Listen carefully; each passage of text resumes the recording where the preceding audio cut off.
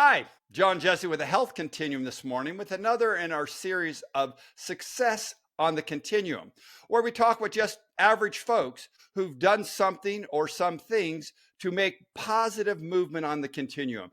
And this morning we have with us Cody Spendlove. Welcome, Cody. Morning, John. Good to see you. Cody spent his career in IT education, helping educators teach more powerfully using technology. He's been married for 37 years with 4 children, 9 grandchildren, and loves a good conspiracy theory. That is true. Cody, That is true. We could do a few of those. Cody, we're not going to go conspiracy theory this morning, but we're going to talk about your journey All right. to better health. Tell us about what started your journey and when did that begin? Man, that's a question. It's like a chain. Where exactly does it start? But I would say one day I was out working in the yard and I got a phone call. That little voice said, "You don't want to take this call." And it was my father saying they'd put my mother on a life flight. Could I meet him at the hospital? When I got there, it looked like, Star Wars, Darth Vader. There's more tubes than person there. And after we got through that, I got a call from her doctor. Said, "You need to come in and be tested." And I was like, no. I'm healthy. I'm fine. I've been in sports my whole life. I'm great. And he's, "No, you need to come in." Long story short, all of my mother's family, her dad, all her brothers and sisters had all died of heart attacks or had major heart attacks before they were 55. And my mom had tagged that box. And so we don't get into all the details, but me and my brother were tested. And basically there's a genetic component here where your triglycerides are super high and your good cholesterol is super low. And I was like 19 times more likely to have a heart attack than anyone. And I wasn't getting it. He was telling me, and I was just like, no, I'm new in my career. I got family, I got kids, blah, blah, blah, blah, blah. He finally just stopped me. He said, "Do you have any kids?" And I love my kids. And I was like, yeah. And I started going down through the kids. And at the time I had like a 7-year-old daughter. And I started to brag about her and what she was doing. And he just stopped me and he said, "What I'm telling you is you won't see her go to the prom. You'll be dead." Wow. Wake up call. I like that doctor, Dr. Dahl. He's fantastic. He's been a great guy for me and my mother for years, but that got my attention, right? So I panicked. I panicked. And I went right home and I bought a gym membership and, and I started to follow the food pyramid and And quite frankly, it was 7 or 8 years of just no success, none at all. So you had this wake up call and you tried to do some stuff, but you really it hadn't made just any didn't movement. work. And Okay. and I don't know. They would tell me things and I would try them and it didn't work. And at one point, this is crazy. But at one point, they had these little, they were like Tootsie Rolls, only they weren't Tootsie Rolls. They were like it was just carbs, basically. But it was 100 calories. And you were supposed to have one of these every 2 hours, right? And so I was doing 7 of those in a work day. So 14 hours, 700 calories, John. And I did like 3 weeks of that. And then my wife came in and said, you've been eating too many. And I'm like, what are you talking about? She said, "It's supposed to be a month. You've eaten too many. You're only supposed to have 5." And I'm like, "Dear, I'm on 700 calories a day and I'm still losing weight or I'm still gaining weight." Anyway, we did lots of stuff and it was just so frustrating. And during that whole time, as we progressed, 7, 8, 10 years right through there, things were just struggling. Things were just, eventually my spouse took the children and separated from me. I'm not proud of that, but that happened. And I got a new job with Alpine School District. We had 80,000 kids and 50,000 computers, and we were in charge of keeping them up. And then we did a new SIS system. And I mean, the stress level and everything was and I was just gaining weight. I was at the highest point I'd ever been, 224 pounds. But you didn't have a heart attack yet. Not right? yet, but Not yet. I was well on my way. And you walked through the door one day. And I'm sure that you and I have a different memory of this, but you had no idea what was going on in my life. But I was the IT director. You were the testing director. And you walked in and said, "Hey, can I sit down?" I'm like, "Sure." And you kind of closed the door and said, "Look, it's none of my business, but you look like you're not doing so well. Can I help?" And I didn't know you that well. And I'm like, "Who is this guy?" But I was at the pinnacle of just, man, there were so many things going wrong with my continuum, that rope. I read your book and I love that. There were so many strands of my life that were just out of control. And I don't remember a ton about that conversation, but you invited me to come to your family triathlon. The Jesse family triathlon. The Jesse family Tin Man, right? And I was just looking at you like, who is this guy? And he's lost his mind. I'm 220 pounds. There's no way I can do that, you know. But you were just so positive, and I told you a little bit about what was going on in my life, and you were a good confidant. You're just like, you know what? I think it'd be good for you to come. And I thought you're out of your mind, but you didn't let up, and you convinced me that all of your neighborhood, the little old ladies and the kids and whatever, could do this. And so one Saturday morning, I showed up and I walked the 5 miles. I think I jogged. 3.2 miles. Okay, Yeah. there we go. It's for For those those people who don't know, the Tin Man Triathlon is the shortest legal triathlon distance in every sprint category. sprint triathlon. And the reason we started that triathlon and did it for many years was it was an effort on my wife and my wife and my part to try to invite our family, her brothers and sisters, my brothers, to get more healthy. Have something to train for is always helpful, and it was an easy, low pressure held at our home. That was the whole point of it, and all of her family eventually participated. None of mine, but that's okay. And But you did. and You you did. also changed the order. The swim is last, and quite frankly, I've never worried about the swim. And when you're overweight, you float, so I didn't worry about that, right? But the run, I knew I couldn't run, and then the bike, you were kind enough to loan me a bike. I don't know if you remember that, but I hadn't been on I a bike. do. We have a Hadn't lot been of on a bike bikes. since So I was yeah. in high school, right? Yeah. And it was tough. I was being passed by pretty much everybody, little old grandmothers and people that were way heavier than I was. But, the encouragement was there, and you told me I had all day. And I think I took 4 hours to complete the stinking thing, but I did it. Right. And yeah. And then you invited me to come back next year. I don't know. I think I went 3 or 4 times eventually. And you even got a T-shirt, I think, didn't you? I did. I was looking for that this morning. I found my Grand Canyon one. But anyway, the point of that whole thing in my mind, or where do you say, where did you start? That's where I really started. All that stuff with my mother and the years of worrying and trying all that other stuff and whatever. I would say it started to turn the corner when I participated in the triathlon. And in my head, this is why. Because I wasn't a victim anymore. You gave me something I could do. Oh, I wasn't trapped by my genetics.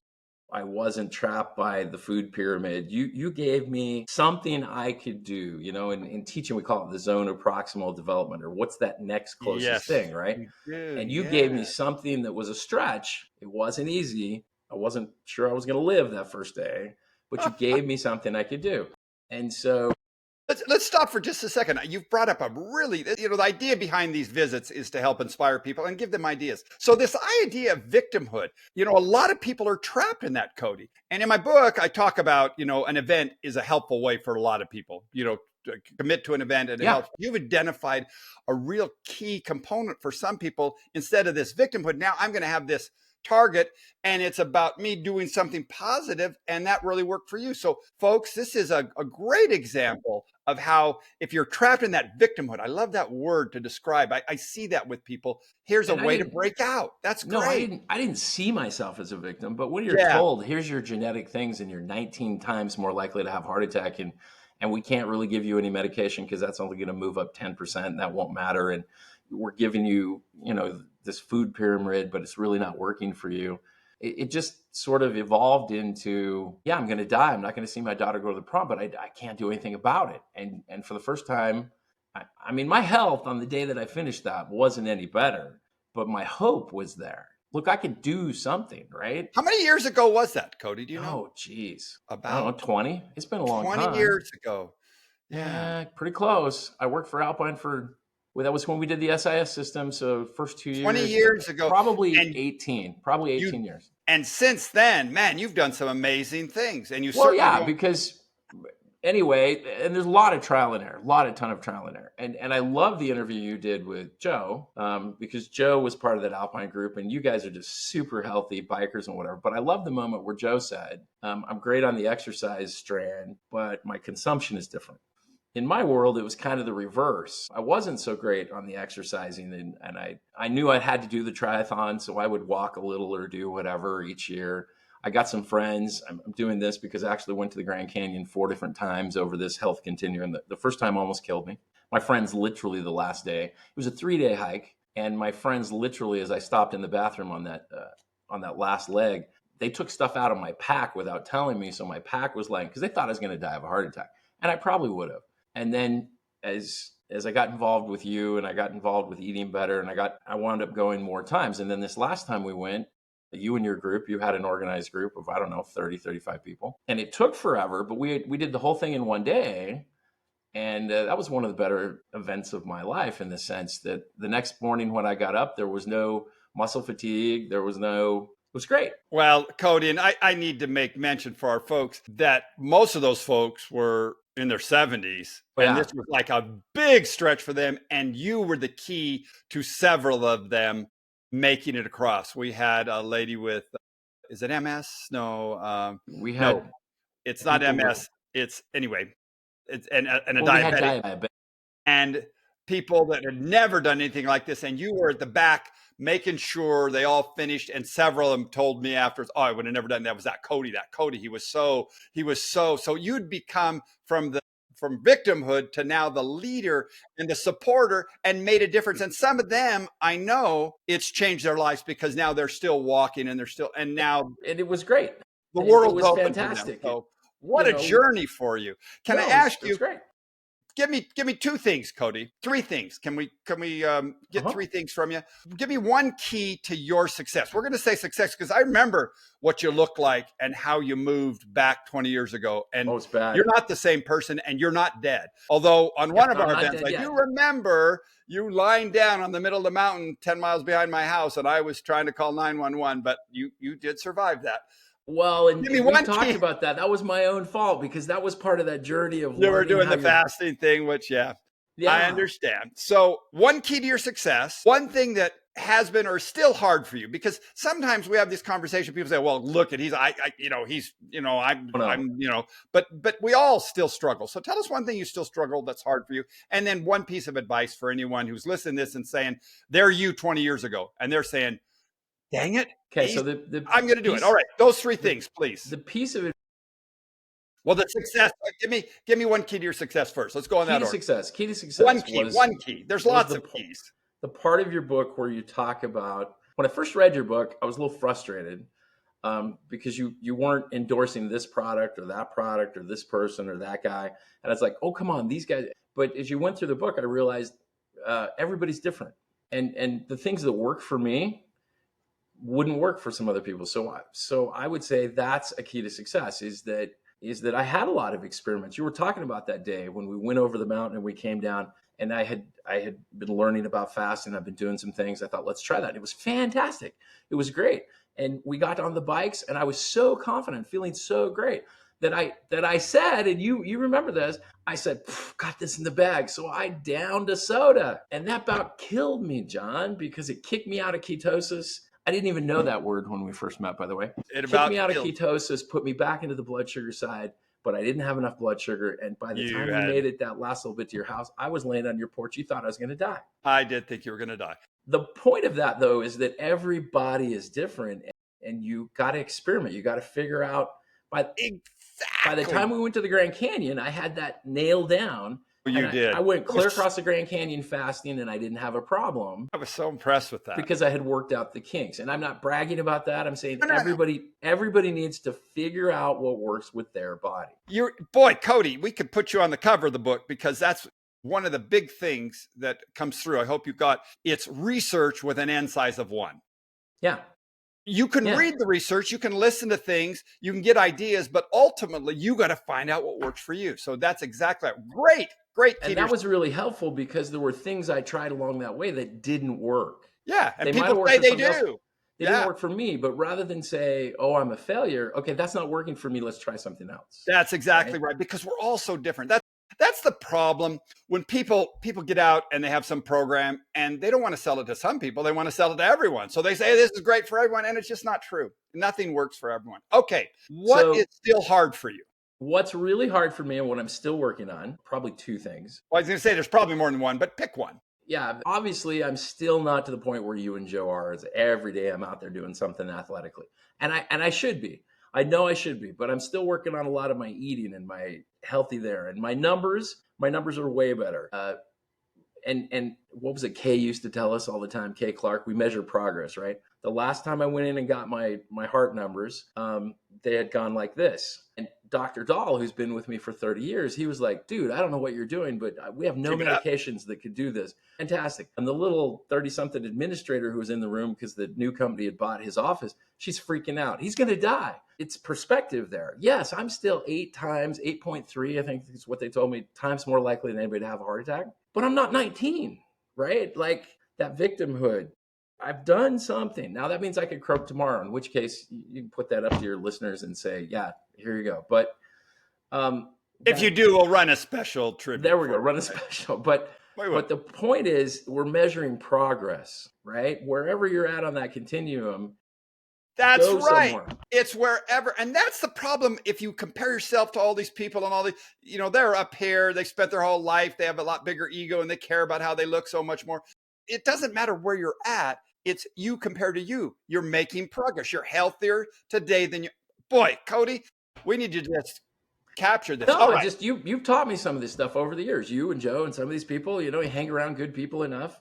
You said, what do I still suck at? What I still suck at and what I'm working on. Well, what is still hard for you? Okay, fair enough. That's your words. I have found with that N size of 1, for me, through different experiments, that my body is super sensitive to insulin. Super. I can, if I do ice cream and bread and some of that pastry, some of that kind of stuff, I can gain literally 12 pounds in 48 hours. I've proved it several times, right? And so for me personally, trying to be aware of that, because you know how it is. You get invited out to go to dinner with people, you go to do things.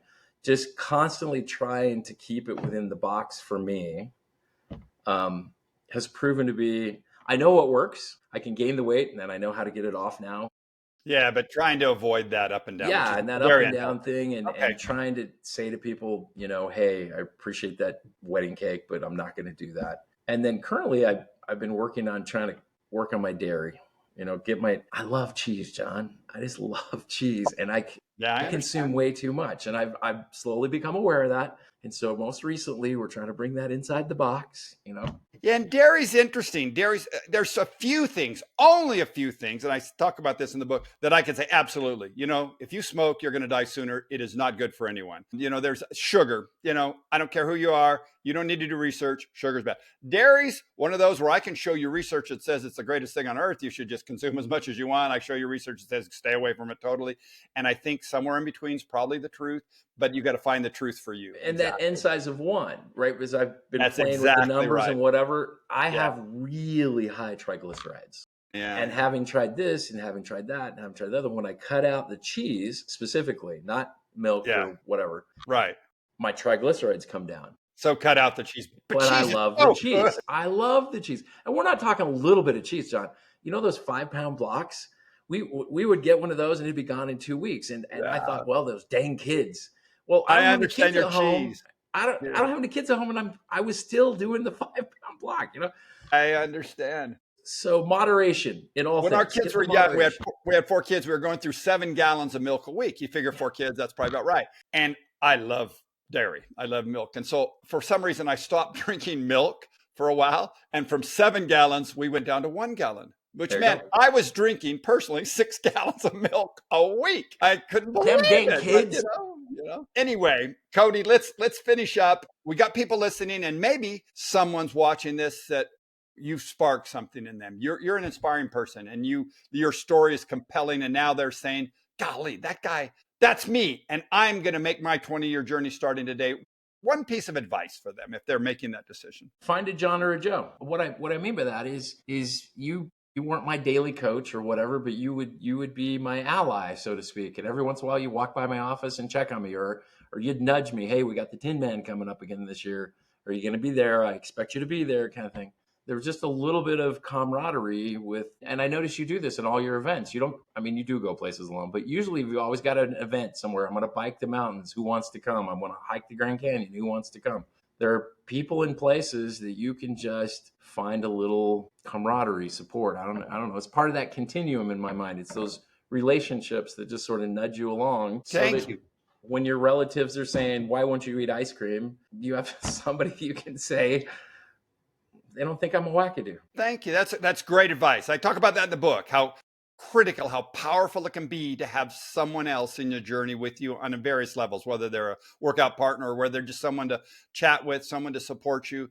We all need support. We're I don't work human out, but beings. Yeah. I'll train to go across the canyon with you. Yeah. Well, I'm Yeah. looking for 9 people to go to base camp at Mount Everest. I think it's going to be our next big one. And it's really very doable, but we won't approach that today. But yeah, if you're I listening to this, highly endorse someone joining on that. I may not well, be it's that really guy. not that big a deal. And it's a once in a lifetime experience. All right, folks, what a great visit this has been today. I really appreciate your time, Cody. And I think we need to check back with you again some point, have another conversations. There's a few topics we've kind of left on the table. And who knows, maybe we can get to one of those conspiracy theories. For you folks, it's the same as always. What are you able and willing to do today to begin to improve your health? One strand, one piece of that strand. What is it? Think about it. Talk to some friends and begin the journey, because today is the first day of the rest of your life. And don't forget to go down and subscribe, please, and share it to your friends. And if you've read the book, please write a review. And if you haven't read the book, I'm telling you, I've heard from enough people now, it could help you. And if it doesn't, you can talk to me about it. Have a great and healthy day. This is John Jesse from the Health Continuum. Thank you.